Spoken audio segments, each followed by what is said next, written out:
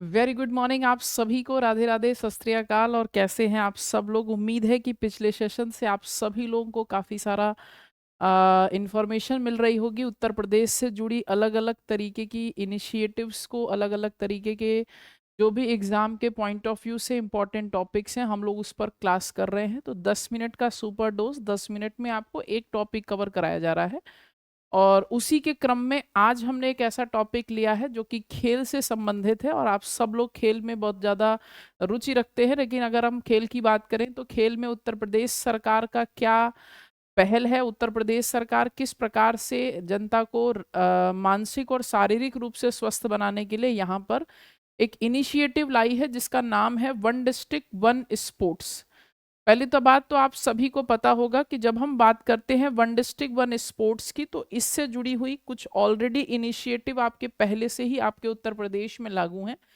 जैसे अगर हम कहते हैं कि उत्तर प्रदेश या कौन सा स्टेट है जिसने वन डिस्ट्रिक्ट वन प्रोडक्ट्स की शुरुआत की थी, तो वन डिस्ट्रिक्ट वन प्रोडक्ट की शुरुआत आपकी 2018 में किसके द्वारा की गई थी? तो यह उत्तर प्रदेश गवर्नमेंट ने की थी।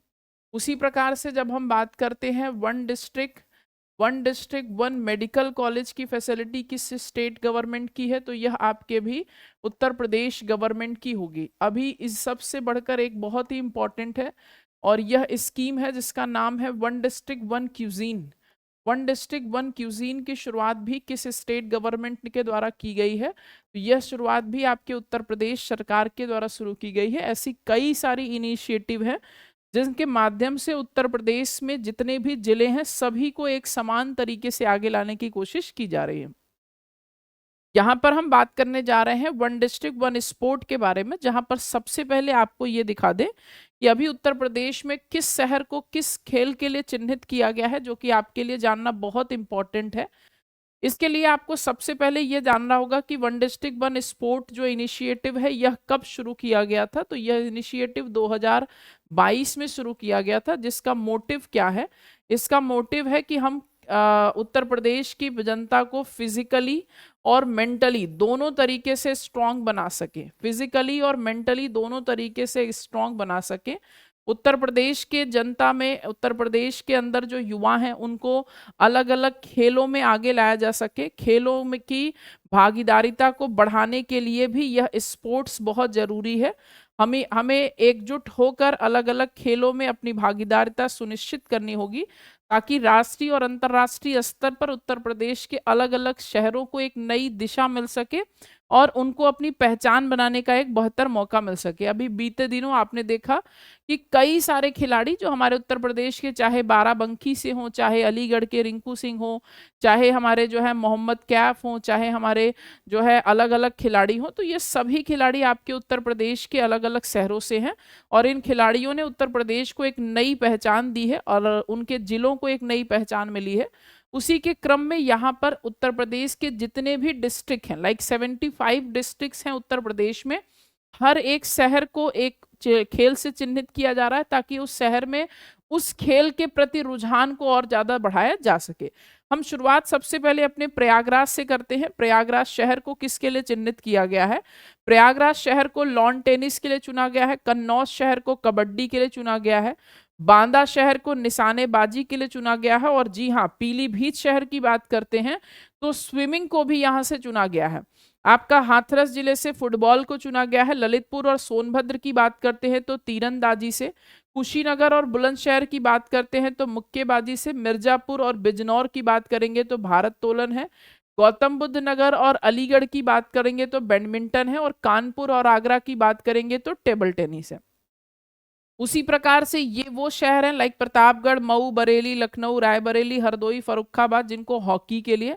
ये वो शहर हैं जिन सभी शहरों को एथलेटिक्स के लिए, और वाराणसी, गोरखपुर, चंदौली, बागपत, आजमगढ़, देवरिया, महाराजगंज को किसके लिए चुना गया है? तो कुश्ती के लिए चुना गया है।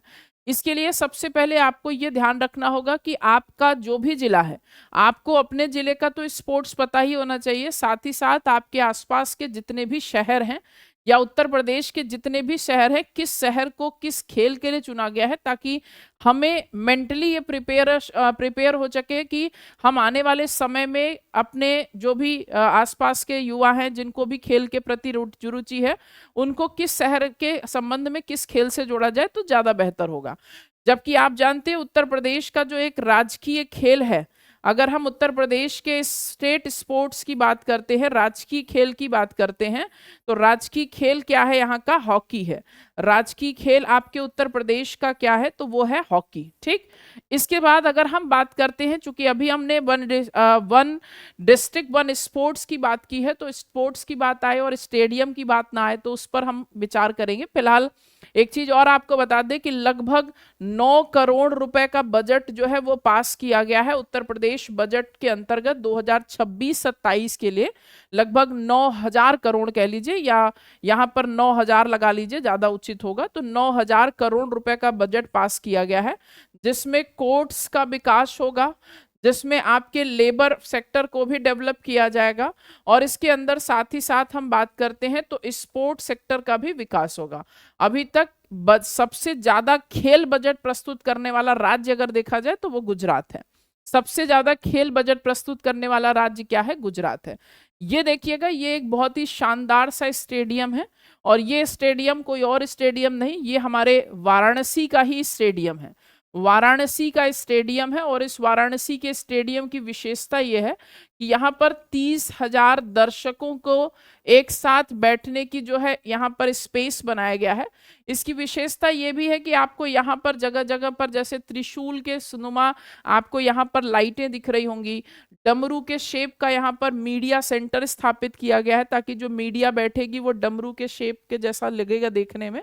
कुल मिलाकर इस वाराणसी के इंटरनेशनल एयरपोर्ट की जो डिजाइनिंग है वो आपके भगवान शंकर की थीम पर बनाई गई है। तो भगवान शिव की थीम पर आधारित यह आपका स्टेडियम होगा। भगवान शिव की थीम पर आधारित यह स्टेडियम होगा, और इसके साथ साथ यह उत्तर प्रदेश का तीसरा इंटरनेशनल स्टेडियम बन गया है। यह उत्तर प्रदेश का तीसरा इंटरनेशनल स्टेडियम बन गया है।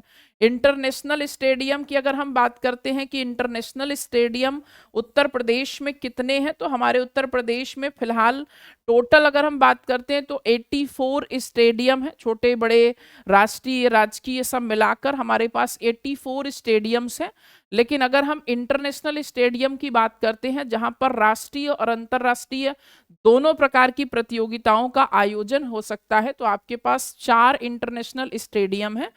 ये इंटरनेशनल स्टेडियम आपको देखने होंगे कि इंटरनेशनल स्टेडियम में कई बार आपने देखा होगा जैसे आईपीएल प्रतियोगिताएं हैं वो आपके उत्तर प्रदेश में आयोजित हो रही हैं। तो कहाँ कहाँ पर आयोजित हो रही हैं, जिसमें सबसे ज्यादा जो आईपीएल प्रतियोगिता है वो आपके जो है यहाँ पर ध्यान रखिएगा अटल बिहारी वाजपेयी इंटरनेशनल स्टेडियम में आयोजित की जाती हैं।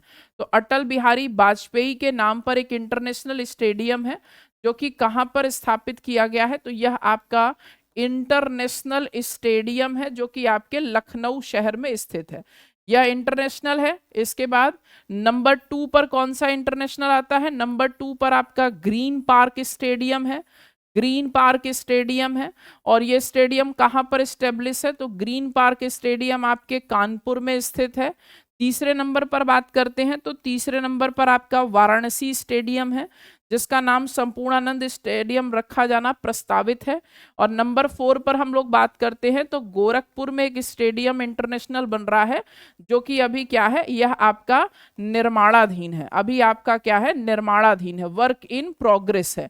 ठीक, अब आइए बात कर लेते हैं कि ये सब इंटरनेशनल स्टेडियम, या अगर हम उत्तर प्रदेश में किसी भी प्रकार के स्टेडियम की बात कर रहे हैं तो इनको किस इनिशिएटिव के तहत तैयार किया जा रहा है, तो इनको खेलो इंडिया इनिशिएटिव के तहत तैयार किया जा रहा है। ठीक, खेलो इंडिया इनिशिएटिव के तहत इनको डिजाइन किया जा रहा है, क्योंकि हम भारत में खेल के प्रति रुझान लाना चाहते हैं। भारत में खेल के माध्यम से भारत की जनता को, भारत के लोगों को एक शारीरिक और मानसिक संतुष्टि देना चाहते हैं, जिस वजह से यहाँ पर इंटरनेशनल और नेशनल हर तरीके के स्टेडियम्स बन रहे हैं।